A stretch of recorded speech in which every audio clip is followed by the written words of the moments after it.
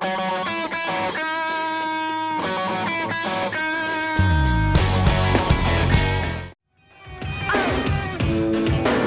et bienvenue en Normandie, à Bernay-sur-Eure pour une émission un petit peu exceptionnelle. En effet, en cette période où vous êtes certainement un petit peu gavé de foot, eh bien nous, on vous propose un sport un peu plus à part, beaucoup plus marginal, mais néanmoins très très populaire, puisqu'à peu près à chaque événement, il y a 15, 20, voire 25 000 personnes qui assistent. Le monde en témoigne, à peu près sur tout un week-end. Nous nous trouvons sur une épreuve des championnats d'Europe de tractor pulling. Alors le tractor pulling, qu'est-ce que c'est? Eh bien, c'est du tracteur mélangé un petit peu à du roadster, voire même je dirais du dragster. Alors là, la piste est en train d'être préparée. Ce n'est pas un autoroute en construction. C'est la piste de tractor pulling. On va découvrir le matériel. On va découvrir les coureurs qui viennent des 4 coins de l'Europe, puisque c'est très populaire en Grande-Bretagne, en Hollande, en Allemagne. Et puis donc une discipline que vous allez découvrir si vous ne la connaissez pas encore. Vous allez voir que c'est puissant et fort spectaculaire. Bernay dans l'Eure est devenu l'espace d'un week-end la capitale mondiale du tractor pulling. Ne cherchez pas de comparaison avec ceux qui se promènent dans les champs, il n'y en a pratiquement pas. Pendant cette émission, nous allons naviguer à la limite de la science-fiction. Un univers de bricoleurs composé de 99% de galère et de 1% de plaisir, mais d'une telle intensité. Hier soir, malheureusement, celui-ci, je l'ai explosé. C'est-à-dire? J'ai explosé le compresseur. Ah ouais. Sur régime, mais il n'a pas aimé. Alors vous pouvez constater, il y a un trou où on rentre le poing dedans. On va aller voir. Par ici. Voilà le malheur que j'ai eu hier soir. Et il est fendu sur toute la circonférence. Ouais, sur régime. Il n'a pas apprécié. On leur en demande toujours plus, mais on arrive à trouver les limites, quoi. Le tractor pulling a été inventé par les fermiers américains en mal de sensations pour occuper leur week-end. Il y a de tout, des agriculteurs avec le système D jusqu'aux grandes écuries hollandaises qui se donnent des airs de Formule 1 avec des mobilos impressionnants.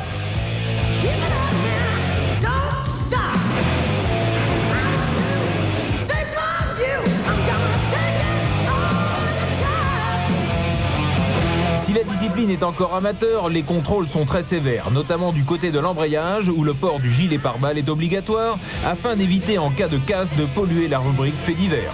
Bon alors dites-moi, comment on prépare une piste comme ça? Une piste, tout ça dépend du terrain qui se trouve sur la piste. Aujourd'hui, on a une terre argileuse qui se prépare très bien. Il suffit de bien la préparer avec un peu d'eau et la compacter, c'est très bon. Il faut qu'il y ait une adhérence assez bonne pour les tracteurs, assez dure pour pas que ça fasse des trous et ça creuve, il n'y a pas de problème. On se trouve devant la remorque de tractor pulling que les tracteurs vont devoir tirer et avec nous Blasi pour nous la présenter. Alors cette remorque fait à vide 14 tonnes et à mesure de chaque passage, le patin avance. C'est-à-dire la grosse charge blanche qui est là derrière. Avance vers l'avant. On a après deux bras qui se soulèvent et le patin appuie sur le sol. C'est-à-dire ce gros patin rouge va commencer à s'appuyer sur le sol et les roues ne pourront plus tourner, elles vont déraper les roues. Voilà.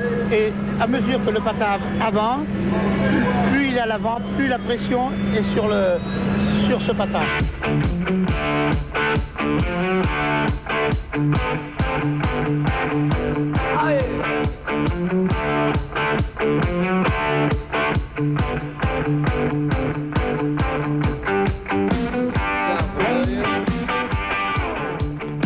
Première catégorie que nous allons suivre, les 2 tonnes 4, une catégorie relativement légère où l'on retrouve déjà des engins sortis tout droit des bandes dessinées comme le britannique John Bull équipé de 2 turbines d'hélicoptère.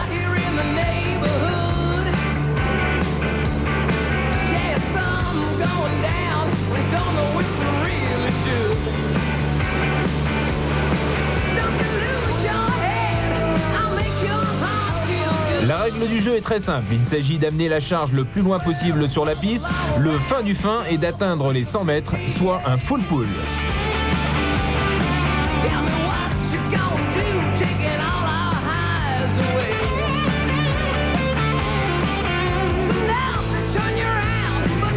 L'épreuve de Bernay s'est déroulée sur 2 jours et à chaque fois on joue pratiquement à guichet fermé. Les odeurs de kérosène et les décibels sont décidément des arguments qui plaisent. Les concurrents pour atteindre le full pull n'hésitent pas à pousser les machines au maximum, quitte à sacrifier parfois un moteur.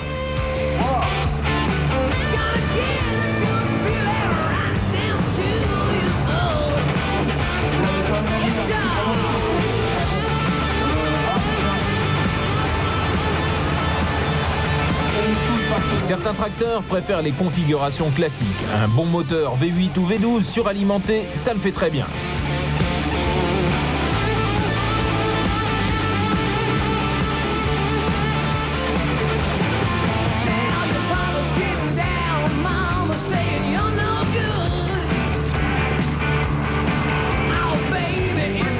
Mais un des engins les plus hallucinants du parc, c'est Synergy, et c'est peu dire. Donc cet engin est équipé de 4 turbines de Super Frelon, pour une puissance totale de 6200 chevaux. Et pour un poids, 3 tonnes 4. 3 tonnes 4. Mais on peut courir également dans 2 catégories, donc 3 tonnes 4 avec les 4 turbines et 2 tonnes 4 avec 2 turbines. C'est-à-dire que sur le terrain, on démonte en l'espace de 3 quarts d'heure 2 turbines.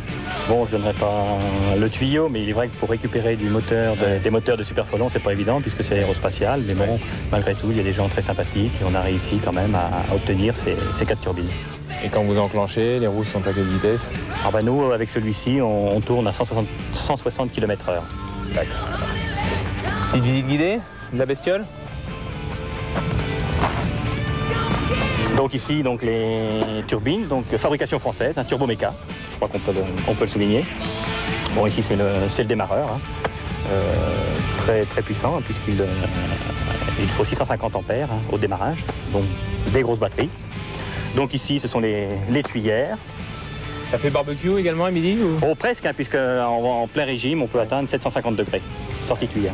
Donc c'est pour ça qu'elles ont cette couleur. Au départ, c'était de l'inox poli, donc très brillant. Et c'est la chaleur, la température qui les a rendues, je dirais, cuivrées comme ça. Et l'arbre, là, il est impressionnant. Donc l'arbre, enfin, il est dans une protection. L'arbre est dans une protection. Ici, c'est donc le boîtier de transfert que nous avons fabriqué. La cloche d'embrayage, donc c'est une protection 10 mm d'acier. L'embrayage est à l'intérieur. L'arbre à l'intérieur de la protection. Le deuxième boîtier de transfert qui descend des turbines du haut. Le deuxième embrayage. Et ensuite, donc on ne la voit pas, mais la boîte de vitesse. Il y a une clé pour chaque turbine? Voilà, donc 4 clés, 4 démarreurs, une clé par moteur. On a un indicateur de température, un compte-tours, et sorti de là, donc c'est bon. Vous mettez quoi dedans? Du cidre? Calvados? Non, kérosène. Kérosène. D'accord. Uniquement. Et côté consommation? En consommation, bon, sur un pool, on fait entre 45 et 50 litres, le temps d'atteler, s'atteler l'arbre. Ça fait du 50 litres au 100, mais en précisant que ce sont des mètres. Voilà, 100 mètres. D'accord, 50 litres au 100 mètres, économique. Ouais. La satisfaction, c'est de faire le podium. Mais bon, il y a la conception, puisque bon, on est quand même très très satisfait d'avoir fait un engin comme ça, et qui est performant et qui marche pas mal.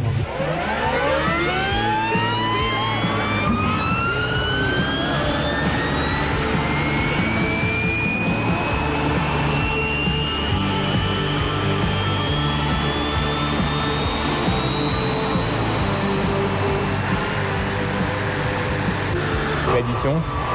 L'addition, c'est un engin qui nous revient à 280 000 francs. C'est ridicule par rapport au prix de certaines voitures? Tout à fait, oui.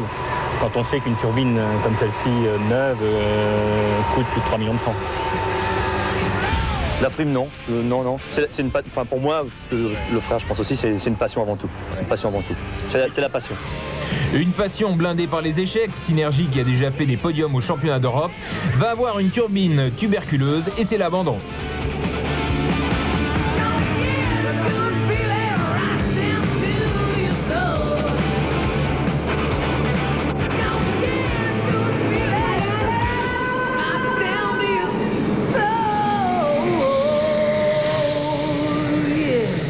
En tracteur pooling, il n'y a pas que des gros cubes, il y a en fait différentes catégories, dont notamment les pick-up qui ressemblent plutôt à des voitures civilisées.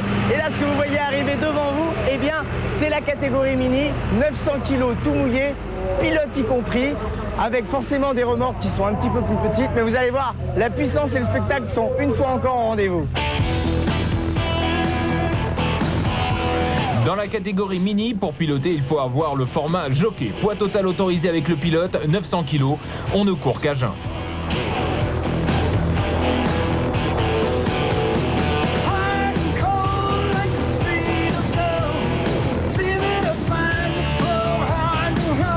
Dans cette catégorie, ce sont les Allemands et les Hollandais les plus forts.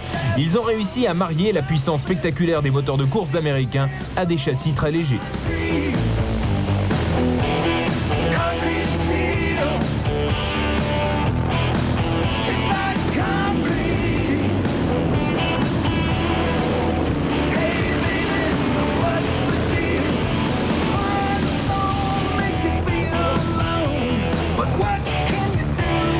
catégorie pick-up est en vogue elle aussi. C'est un accouplement étrange de carrosserie de dragster avec des moteurs qui n'ont qu'un seul but, arracher.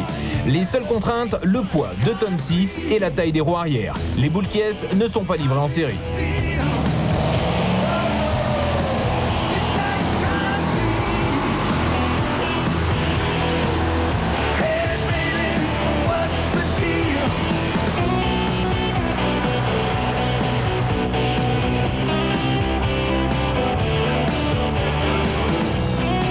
Il y a quand même quelques Français qui ont relevé le défi dans un style plus sobre et élégant, comme Lucifer, piloté par Stéphane Bonneau.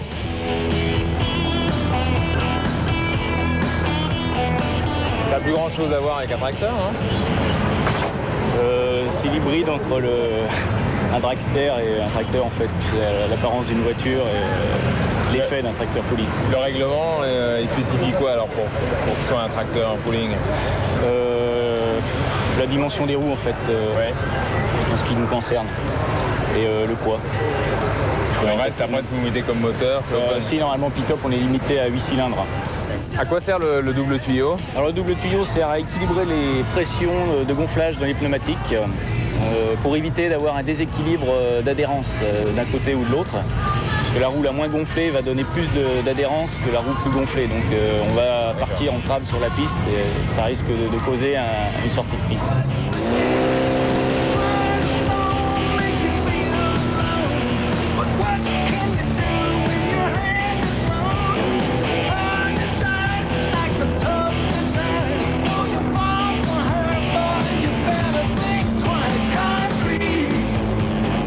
Pour sa première course ne termine que 6e derrière la horde de Landais. Il manque un peu de vitamine et il va falloir se montrer moins timide sur les cylindres. C'est la seule chance de passer.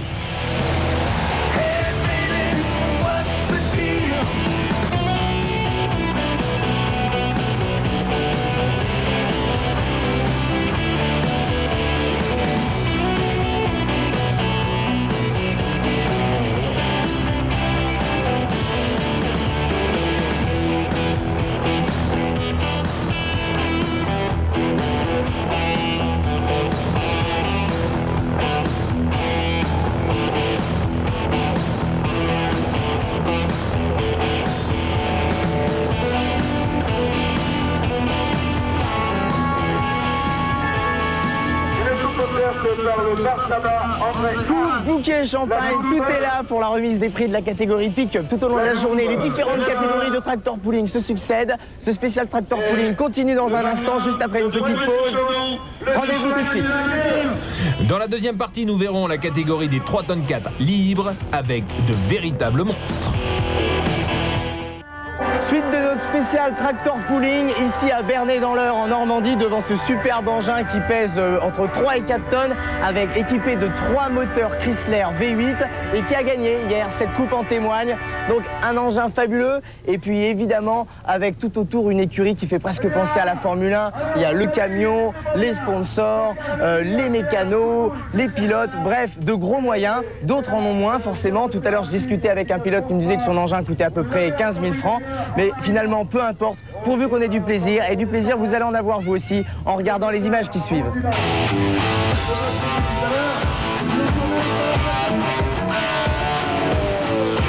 La catégorie d'origine du tractor pooling, c'est le super stock, avec des engins de 4,4 tonnes. Et s'ils ont encore une apparence de tracteur, les moteurs ont subi une telle cure d'amphétamine que l'on hésite encore à dire qu'ils tournent au diesel.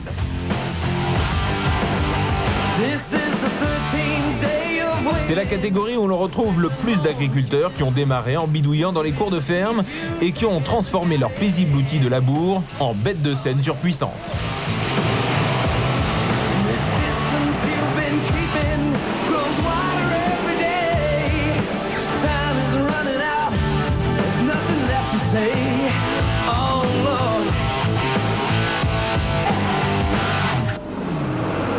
En matière de tractor pooling, c'est pratiquement la course à l'armement puisque le matériel devient de plus en plus fou. Tu as été faire un tour dans les cours de ferme, Eric, pour voir un petit peu comment ça se passait. Explique-nous ça. Alors ce qui est hallucinant dans les cours de ferme, c'est que tu retrouves des moteurs de Nord Atlas, des turbines d'hélicoptères, tu retrouves énormément de choses. Et ce sont des passionnés qui ont un niveau mécanique vraiment très élevé parce que pour pouvoir adapter ce genre d'engin sur des tracteurs, il faut bosser. Et on va regarder ça.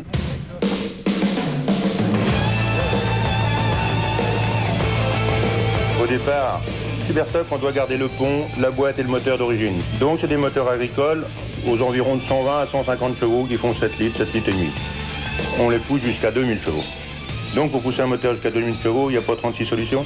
C'est les tours. On double les tours, on arrive à 5000 tours. On a une injection qui est multipliée par une pompe ordinaire sur un matériel comme ça va débuter 100 cc. Nous, on est à 1500 jusqu'à 2000 cc. Et des fois, vous avez des surprises, là. Ah, des fois, on a des surprises. Oui, ça, c'était dans une course l'année passée à Amboise où le piston est sorti sur le côté du moteur. Bon, ben ça, c'est un souvenir. Malheureusement, on en a pas mal comme ça, des souvenirs. Le bloc, c'est exactement le même que celui qui est par terre. Hein. On va découvrir, mais... Bon, évidemment, là, il y a beaucoup de choses autour. Hein. Et un bloc, mais alors donc, on renforce un peu partout. Au niveau du moteur, on met des renforts de bloc en dessous pour les paliers moteurs. Une obligation au niveau de sécurité, là, on a des cordes autour du moteur. Et alors, vous pilotez? Oui. Oui. Là, il y a un petit moment fort, là, à ce moment-là. Oui, quand même. De temps en temps, quand il y a des gros poules, comme il va se passer à Bernay, là, comme en championnat d'Europe, il y a quand même... On va quand même être 13 ou 14, je crois, Superstock. Donc, c'est des grands poules. Et il y a de l'emprise. On aimerait bien... on a vu être dans le coup, on a vu gagner. On a été très malheureux depuis un an. On n'est plus dans l'argent, c'est le cas de le dire. Après une nuit entière à réparer, après un incident la veille, toutes les chances de Robert Soenen vont partir en fumée. Déçus, mais pas résignés, ils en ont vu d'autres.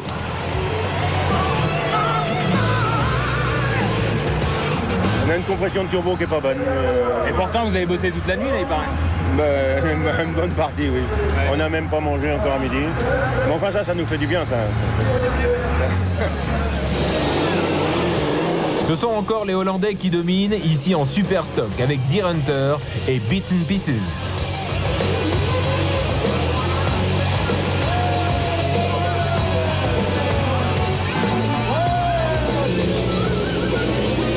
Les tracteurs-usines sont organisés de manière spectaculaire. Plusieurs camions gavés de moteurs de secours, des mécanos qui vérifient les machines.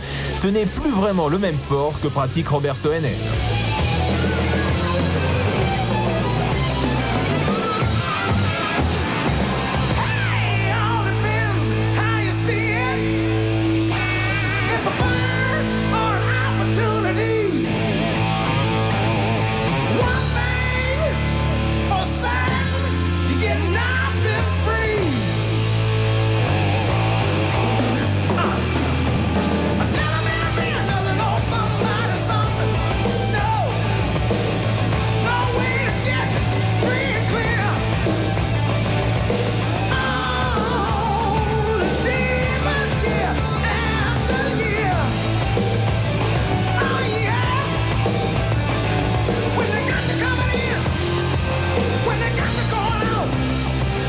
Le vainqueur est évidemment hollandais et visiblement il s'éclate bien à piloter. Ah, c'est difficile de décrire ce que l'on ressent, mais c'est très agréable. Ce n'est pas trop court? Non, non. Beaucoup de travail? Ah oui, vraiment beaucoup de boulot pour tout préparer, tout régler, pour que tout fonctionne.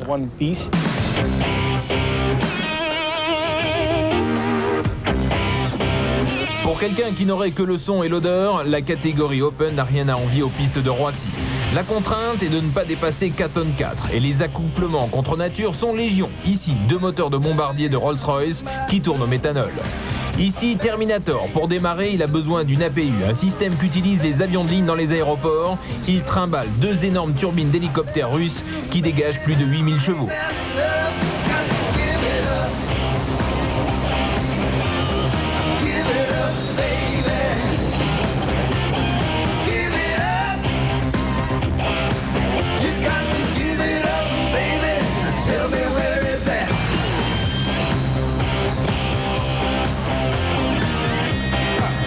Regardez bien maintenant le run de Popeye, équipé de 3 moteurs V12 Allison, monstrueux. Il sera le seul à freiner à la fin des 100 mètres. Les Français, nous l'avons déjà constaté, font dans l'originalité, comme ici le double Nord, équipé de 2 moteurs de Nord Atlas. Le prix au départ est moins élevé qu'un autre moteur, qu'un Rolls ou un V8 Arias ou un Chevy, quoi. Et puis c'est original aussi, hein. Il y a de l'originalité. Hein. Et puis leur cylindrée, c'est 38 litres de cylindrée par moteur. Donc c'est assez gourmand, quoi. Ça marche à quoi, ça? À l'octane. L'octane 100. D'accord. 120 même. Et la jauge à essence, vous, c'est un ventilateur? Un peu, oui. Ouais. Ça consomme quoi? Ça consomme, sur 100 mètres, il faut compter 15 litres au 100 mètres. 15 litres au 100 mètres? Ouais, par moteur. Ouais, par moteur, évidemment. Nombre de prix dans les 200 000 francs, je pense. C'est tout? Ouais. Ouais, vu le coût peu élevé de ce moteur, ouais, donc 200 000 francs, ouais. Tel qu'il est là. Décidément, la patrouille de France va manquer de chance à Bernay. Christophe Huet a un moteur qui s'arrête. Il faudra encore des heures de réglage avant la prochaine course.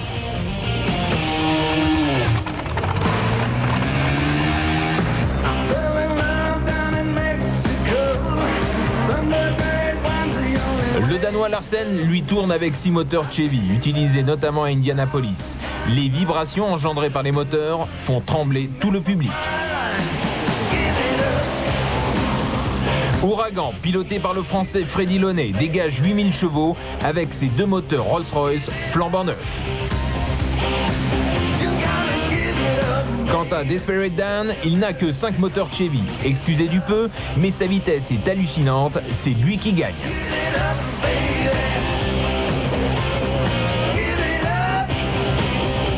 Prochaine occasion de voir du tractor pulling, c'est à Esnay le 30 juin pour les championnats de France.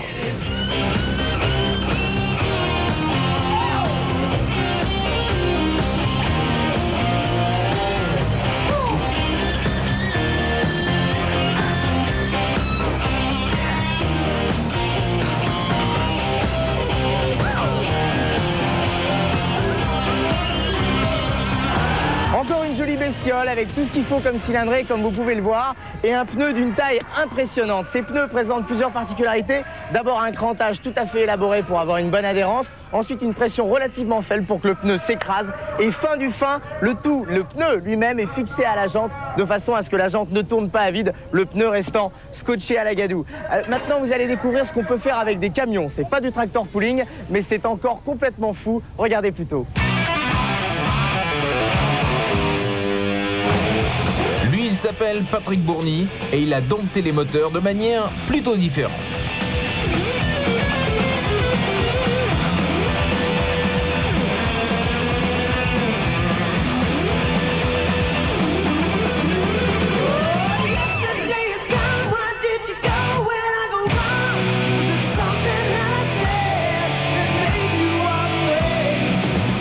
Le plus spectaculaire en ce qui concerne Patrick Bourny, c'est l'engin qu'il a conçu pour effectuer un looping parfait. Doit-on rajouter qu'il s'agit d'une cascade et qu'il est bien sûr déconseillé de tirer le frein à main de son 30 tonnes pour l'imiter.